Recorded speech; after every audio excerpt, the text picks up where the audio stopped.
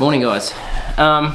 Just want to make this little short vid here just to touch base on anyone that's new to hiking in South East Queensland and you're not sure where to get started. Obviously you're probably going to need to get started on your gear first, so you can work on that. But as far as going places, I found it quite difficult to actually find decent places to go, and still am in the search of good hikes. But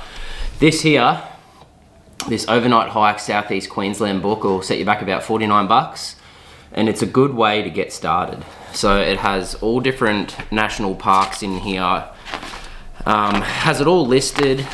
I'll show you that. So sort of like has a lot of stuff in here, like your gear checklist, so that can help you get started with getting your gear together.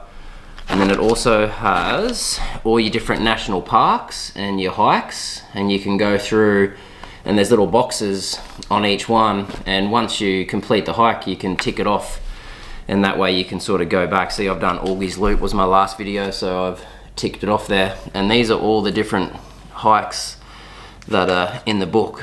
So it's got little photos to reference on, and then also like the national park. So for example, this is the Diagila National Park.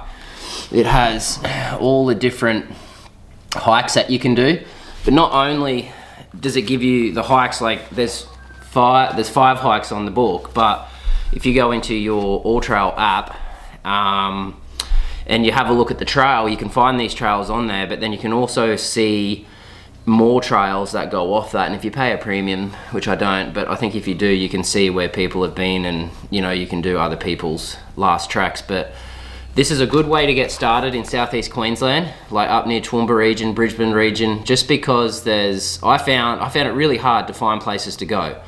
Everywhere you do go, make sure you jump onto the national, the National Wild Parks website, and then you can book your campsite through there. So for instance, I wanted to, and this is what they don't tell you, so the book doesn't really tell you this either, so it's good to know because it caught me out.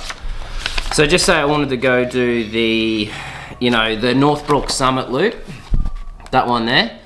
You go, so you read through your book here, and then whatever campsite it says, so this one will be the remote Northbrook Mountain Remote Bush Camp. So you jump onto your National Parks website and search Northbrook Mountain Remote Bush Camp, and then you can book through there, and it'll cost you about $7.50 a night. But make sure you do that, because these spots only really have 2 to 3 areas to put a tent down. So it's really important that you jump on there and do that, because I got caught out last time. The book didn't say you had the book. I wasn't really familiar with how it all worked. I had my gear, got the book, set off on Augie's Loop, got there, and there was a family of 5 in one spot, and then the other 2 spots were taken. So there was only 3 spots available. So I ended up pitching, probably a bit rude, but I didn't know at the time, but I pitched on a bit of a hill, just in a bit of grassy area, and it was a really terrible night's sleep. But I didn't know you had to book. So I even had those guys come up to me and say, hey, did you book? And I'm like, I didn't know you had to. And they're like, oh yeah, you got to jump on the website and book, that's why there's no spots left. And I was like, oh, do you mind if I stay? And they're like, no, you're right, we just figured that you might not know. So that was good of them, so thanks to those guys for letting me know. But yeah, you can get yourself this book. I think there's a couple of them, but this is a good one to get started with. You got to get your gear, and then don't forget to book on the National Parks website. Cheers.